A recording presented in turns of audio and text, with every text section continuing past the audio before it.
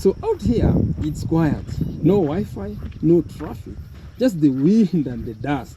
But out there, across the oceans, chips are causing tension between the world's two biggest powers. That is the USA and China. This is not a war of bombs. It's a war of blueprints, of machines, of silence. And it's already shaping the future. Even for those of us walking these lonely paths in the African Savanna. Now, chips, or semiconductors if you like, are tiny, smaller than a fingernail. But inside, they hold billions of transistors. They're the brains inside your phone, car, computer, airplane, drone, even a smart water pump. Without them, modern life collapses. They power military satellites. They process artificial intelligence. They even decide who wins the digital economy. Think about that. So when I say this is a war for the future, I mean it literally. Wow! This is the African Savanna with vast grasslands, and it's so pure, no pollution, no noise, just cool breeze and the views, my goodness, and the views, I tell you, so mind-blowing. So now, back to the chip wars. For decades, America controlled chip design. Companies like Intel, AMD, Nvidia, they were kings. No dispute about that. They didn't always make the chips, but they knew how to dream them up. But now, China, with its scale, ambition, and determination, is saying, we don't want to depend on your dreams anymore. America is panicking because the crown is sleeping. I tell you, the crown seems to be slipping away from the king. But I'm telling you, the king has a strategy. The king has a strategy, and what does he do? The US banned the export of advanced chips to China. AI chips, graphics chips, anything high-end off limits. I'm telling you, off the limits.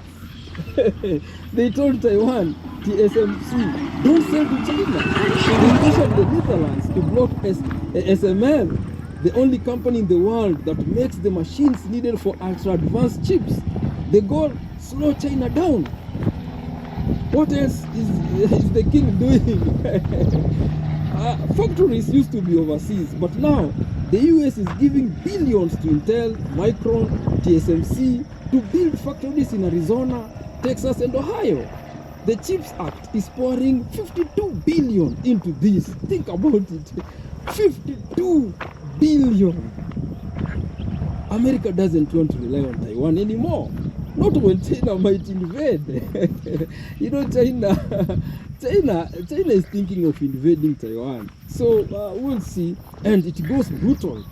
The US is tightening who can study chip design. Chinese grad students are blocked from cutting-edge research in some labs.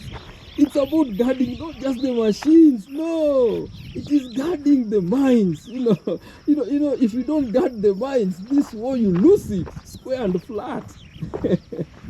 But you see, what is China doing on the other hand? China doesn't shout. It studies, copies, and builds. It's investing more than 150 billion into chip independence. Companies like SMIC are growing. Universities are churning out engineers. They know they are behind, but they also know how to catch up. China's new policy says, make at home, sell to the world.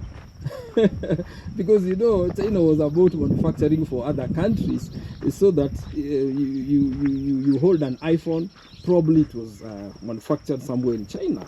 But now China has its policy, which states categorically, make at home, sell to the world.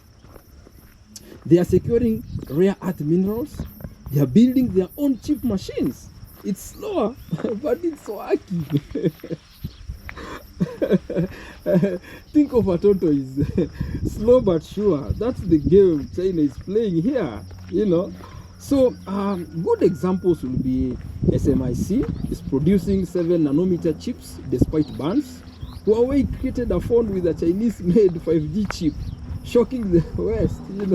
That was so shocking.